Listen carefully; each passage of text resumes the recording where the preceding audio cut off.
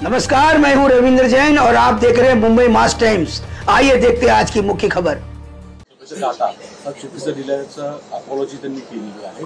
याच डाटावर राहुल गांधींनी आरोप केले गेले होते असं म्हणलं गेलं। ही खरी गोष्ट आहे की सीएसडीएसनी जो डेटा दिला होता आणि ज्या डेटावर आधारित इलेक्शन कमिशनवर राहुल गांधींनी आरोप केले होते आणि आमच्याही लेजिटिमेटली निवडून आलेल्या सरकारला आरोपीच्या पिंजऱ्यात उभं केलं होतं।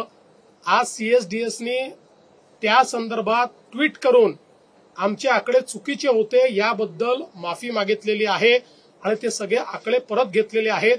आता प्रश्न एवढाच आहे की त्याच्यावर आकांड तांडव करणारे राहुल गांधी माफी मागतील का? मला बिलकुल अपेक्षा नाही, कारण राहुल गांधी हे एक प्रकारे जसं सिरियल किलर असतात तसे ते सिरियल लायर आहेत।